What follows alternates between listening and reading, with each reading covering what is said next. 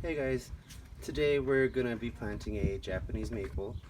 This is one I got at the end of last season because it was like the only plant left in the store, and I've always wanted one but never had the spot for one. Not that I do now, but you can see here's the tag. Now it doesn't give a specific variety or nothing.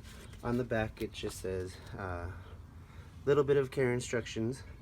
It says Acer palmatum, that's just a palm-shaped maple leaf. Basically all of them are. And you can see there what it says.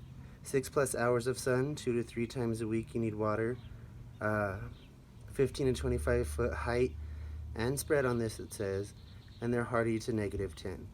It's grown for its foliage, though it does, or some do, throw seeds all over, so you will want to take that into account.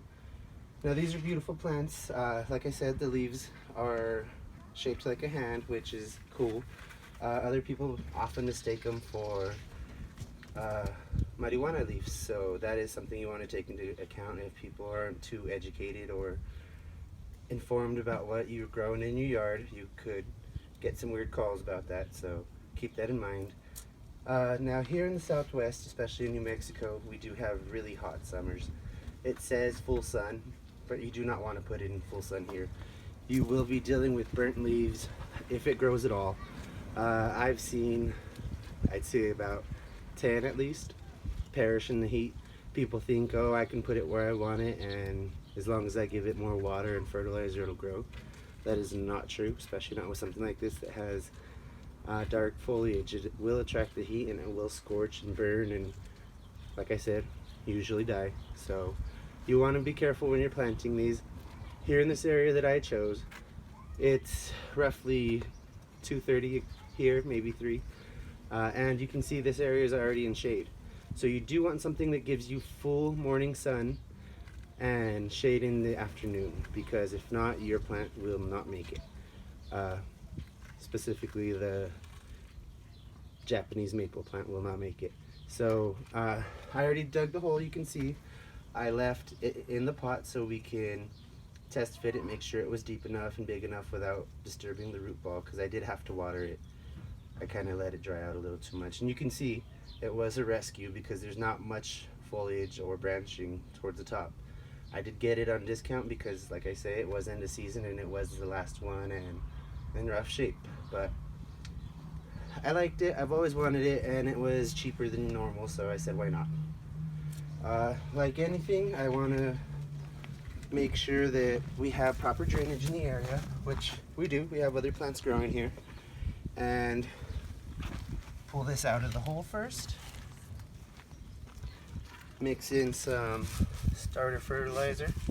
I like to be generous when I'm dealing with something that has issues, because I mean, you know it has issues, so why not give it the best start you can. To get things out of the pots, I just flip it upside down and knock the pot off. Least amount of damage to the plant. You can see this one, if I didn't block it with that. It isn't root bound, it doesn't have a whole bunch of roots, but that's typical for COVID, I guess. They're getting these things out as quick as possible. Now, I do have a bucket of dirt here, so I am gonna fill it in.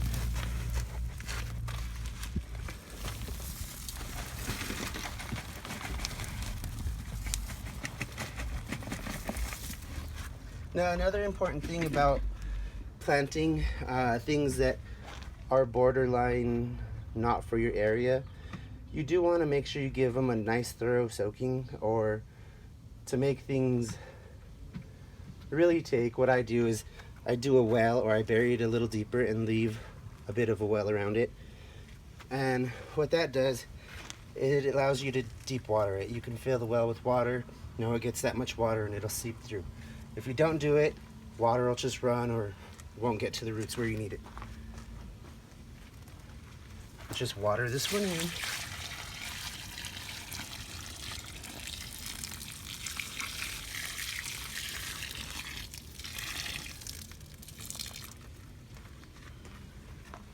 And that's pretty much it. Now we just have to make sure we keep it moist. I'd say about 2 to 3 times a week. Water it for the first 3 weeks.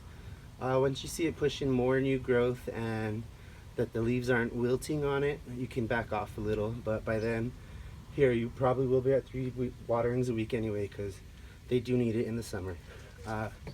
Hope this helps. Remember, Japanese maples can tolerate New Mexico heat, just not New Mexico sun, not full sun anyway. You will have to keep them protected from sun in the afternoon hours, because that's when it is the hottest and will do the most damage. Hope this helps. Thank you for watching.